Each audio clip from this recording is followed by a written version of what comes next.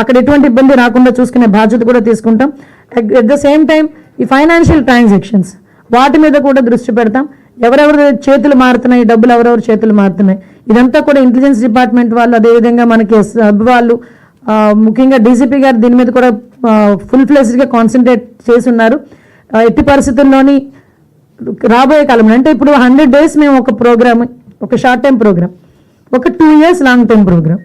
ఈ 100 daysలోని కూడా మన టాస్క్ ఫోర్స్ ఏర్పాటు చేసుకోవడం, 100 daysలోని ఏదో మేము మెరాకిల్ చేసేస్తాము, మేము కంప్లీట్గా రూట్స్ నుంచి బయటకు లాగేస్తాము కాదు. ప్రివెన్షన్ గవర్నమెంట్ వచ్చింది, ఫర్మ్గా ఉంది. డెఫినెట్గా హానరబుల్ సీఎం గారు అయితే దీని మీద ప్రాపర్ వేలో ఎట్టి పరిస్థితుల్లోని దీన్ని తగ్గించాలి, ప్రివెంట్ చేయాలి. మనం ఎక్కడైనా పిల్లలకి కూడా మోటివేషన్ క్లాసెస్ దగ్గర నుంచి మొదలు పెట్టుకొని, చిన్న పిల్లల దగ్గర మోటివేషన్ క్లాసెస్ దగ్గర నుంచి మొదలు పెట్టుకొని శిక్షలు పడే వరకు కూడా చాలా ఇష్యూస్ ఉన్నాయి మనకి. ఇంతకుముందు మనకి పరిస్థితి ఎలా ఉండేదంటే డ్రగ్స్ అనేసరికి అది దాని మూలం ఎక్కడుందంటే ఆంధ్రప్రదేశ్ని చూపించే పరిస్థితి అయిపోయింది. ఇంకొకటి ఏంటంటే ఈ చుట్టుపక్కల మనకి పక్కన బార్డర్లో ఉన్న రాష్ట్రాల నుంచి కూడా కొంత మేరకు మనకి ట్రాన్స్పోర్టేషన్ కూడా కొంత మేరకు జరుగుతుంది, బార్డర్ స్టేట్స్ నుంచి కూడా.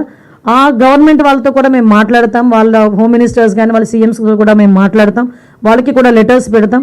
ఎక్కడా కూడా ఎటువంటి ఇబ్బంది లేకుండా చూసుకునే బాధ్యత తీసుకుంటాం. దీన్ని మేము ఏమంటామంటే సోషల్ రెస్పాన్సిబిలిటీ, అదేవిధంగా కంపల్సరీగా పబ్లిక్ పార్టిసిపేషన్ అన్నది కూడా ఉండాలి. దాని గురించని టోల్ ఫ్రీ నెంబర్ని కూడా మేము పర్టికులర్గా ప్రొవైడ్ చేయడానికి కూడా సిద్ధపడ్డాం. దీని ద్వారా తల్లిదండ్రులు ఎవరైనా కూడా వాళ్ళ పిల్లలు ఈ గంజాయికి కానీ డ్రగ్స్కి కానీ బానిసైపోతే వాళ్ళ వివరాలు కూడా చాలా గోప్యంగా ఉంచి ఆ పిల్లలకి ఎక్కడ కూడా ఇబ్బంది లేకుండా వాళ్ళకి కూడా వైద్యపరమైన వాళ్ళకి కూడా సేవలు చేయడానికి కూడా అందించడానికి